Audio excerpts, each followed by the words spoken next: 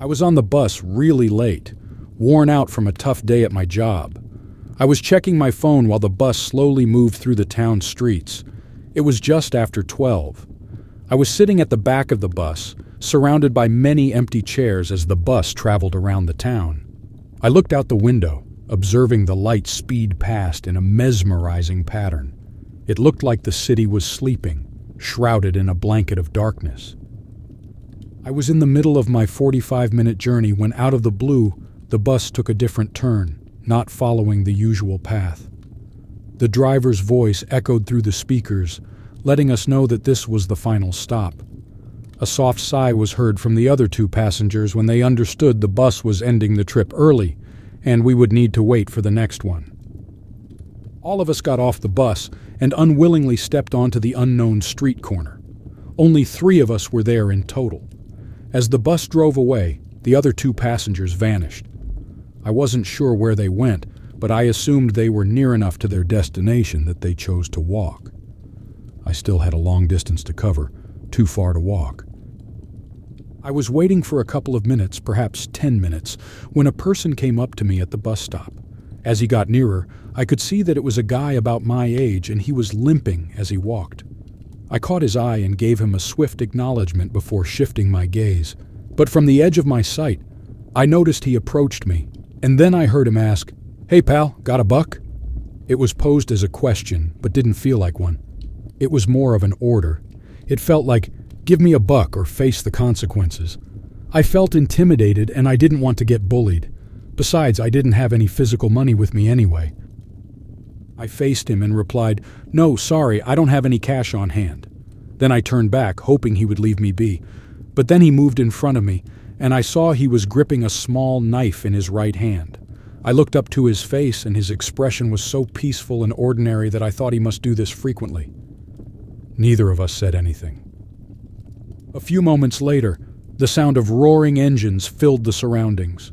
A sense of relief swept over me as the next bus came into view, its headlights almost blinding me, and before I could blink, the man had vanished.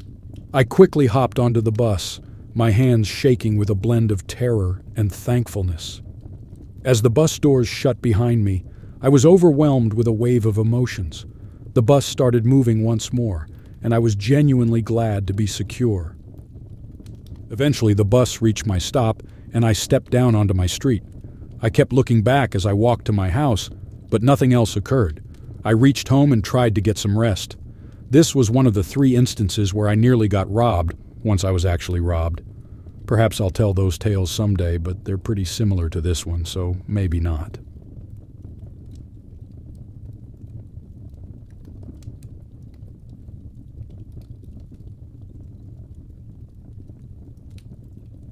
A strange thing happened to me last month. I was hanging out at my buddy's place on a Friday night. We just watched a film and surfed the internet for a while. I just got my driving license and had borrowed my mom's car to get there. I left when it got really late, almost midnight. Halfway back home, I noticed that the car was running out of gas, so I decided to stop at a gas station on my way. The gas station was not well lit and it felt a bit spooky. The bright overhead lights were buzzing and gave off a harsh light. Apart from the distant sound of cars passing by, it was a quiet night. I parked near the pumps, got out of the car and grabbed the fuel nozzle. I'd only filled up a car a few times before and felt a bit awkward about it. I probably looked like I didn't know what I was doing, but I managed to figure it out. While filling up, I noticed a man hanging around the pumps. What was strange was that he didn't have a car. He seemed out of place standing there, and we briefly made eye contact. There was something odd about him that made me feel uncomfortable. He looked rough, with torn clothes and messy hair. His eyes were constantly moving and there was a weird grin on his face. I tried to ignore him and concentrate on my car, but I couldn't get rid of the weird feeling he gave me. After a while, maybe 30 seconds to a minute, the man came over to me. He asked me some basic questions like, "How are you?" or "What's up?" I replied with brief, cool responses. It was clear that I didn't want to chat. Once I finished fueling up, I tried to pay for the gas right there at the pump to get away fast, but I had trouble with it. I wasn't sure if the pump was broken or if I was doing something wrong. Either way, I had to go inside the gas station to pay my bill. As I left my car, the strange man was still hanging around. I made the mistake of not locking my car. I think I was worried that if I locked it, he might realize I was scared or he might get upset. When I walked into the bright convenience store, I could smell cheap coffee. The cashier greeted me and asked how he could assist me. I told him about the problem with the pump payment and gave him my credit card, hoping to finish up quickly and get back to my car. After a short while, I'd paid and stepped outside the gas station. But what I saw next gave me a real scare. That same man I'd noticed earlier was sitting in my car. He was just there in the passenger seat, not even trying to hide. I rushed back into the store and told the cashier about the man in my car. Seeing my panic, the cashier quickly got serious, picked up the phone, and called the cops. While waiting for the police, I was walking nervously back and forth inside the store. The thought of that man in my car was truly unsettling. I felt stupid for not locking the car when I went in to pay. What if he'd hidden in the back seat? I could have been in big trouble. That's how a lot of scary movies start, and I almost experienced it in real life. Finally, the cops arrived. They went over to my car and told the guy to get out. Luckily, he didn't resist, and they didn't have to use force. From where I was standing, I could hear him trying to justify his actions to the officer. He said it was all just a joke, but I didn't find it funny at all. When a creepy stranger hops into my car without asking, I don't find it amusing.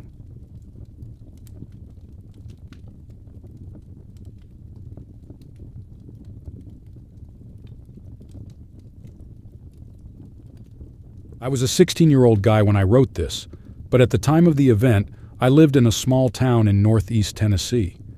Back then, I was living with my mom and sister, while my dad was working far away in another country. This incident happened a few years back when I was just 13. My dad, who used to be a cop, always made sure that we stayed in the safest area possible, complete with security cameras, alarms, and so on. This was super important to him, especially because he couldn't be around all the time to protect us. One evening, about 9:30, my mom, sister, and I were doing some spring cleaning at home. My mom asked me to take out a box full of old magazines that she didn't need anymore. Even before this scary thing happened, I was always kind of scared of going outside when it was dark. Maybe I was always too aware of my surroundings because I kept watching crime shows like Criminal Minds and Law and Order. When I picked up the box and went outside, I made sure to check out the neighborhood like I always did. When I saw nothing weird, I walked over to the trash cans at the end of our driveway to dump the box. But just my luck, the box broke, and all the magazines spilled out everywhere. As I started to pick them up, I saw this guy walking fast in my direction. I got really scared and started screaming and running towards my house. When I looked back, I saw that the guy was now running after me and was getting really close. I felt his hand just touch my shoulder, but he didn't hold on tight enough, so I managed to get away. At this point, I was near the stairs to my house, so I ran up and tried to open the door, but it was locked. I banged on the door and yelled, and when it opened, I fell inside.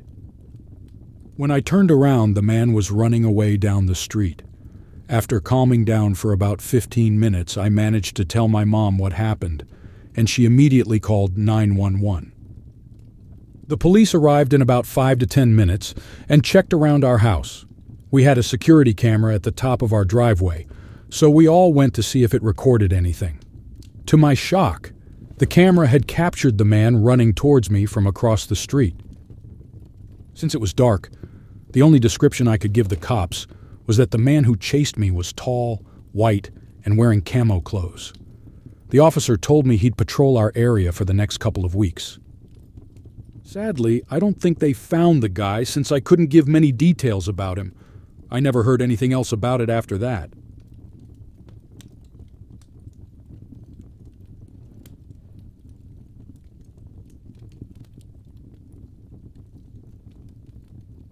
I lived in a one-level house with my friend Tom.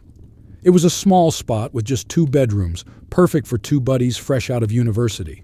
My room was at the front corner of the house. One window opened onto a busy street, while the other looked out onto a skinny alleyway where we kept our trash cans. It was a shared alley with our neighbor. Honestly, it wasn't much to look at. The next house was only 4 or 5 feet away. I chose to put my bed by this window because it was less noisy. One evening, while I was lying in bed, I could hear the usual sounds of the busy street outside. I always kept my curtains closed for privacy because without them, my room would be exposed to anyone walking by on the street. Around 1 a.m., a loud, startling noise jolted me. It was the sound of rattling, like someone was trying to open my window from the alley side. I instantly sat up in bed and looked towards the noise, but my view was blocked by the curtains. I was too scared to pull them back. Without a second thought, I leaped from the bed and ran to the other side of the room, rushed out of the room, and shut the door firmly behind me, pressing myself against it. My voice shook as I called for Tom. He was probably fast asleep in his room until then. I yelled out that someone was trying to break into the house. Just then, I heard the sound of breaking glass. The intruder had made it in. Tom quickly rushed to my side, phone in hand, and dialed 911. As he told them our address and emphasized the urgency, I held the door closed. We waited in the dimly lit hallway, each ticking second amplifying the suspense. Finally, the police showed up, which was a big relief. The cops entered our place, and I moved away from the door. The moment they swung the door open, I saw a man standing in my room. He was about 40, tall and skinny, with a menacing expression. He looked at me like I was the intruder. The police told me to back off, and I did. Tom and I retreated to another room, leaving the officers to handle the situation. We didn't hear much from my room. Just a few commands from the police, but no yelling and thankfully no gunshots. In the end, justice won out, and the cops caught the burglar. His motive didn't matter. He was now out of our lives. I decided to stay at my parents' place for a week while my broken window was being repaired. Our landlord thought it best to put bars on all the windows after this incident. I'm grateful he did, even if it makes our home look more like a jail now. The neighborhood we lived in wasn't the best, and many of the nearby houses had window bars. With the drug problem in the area getting worse, it's better to be safe than sorry.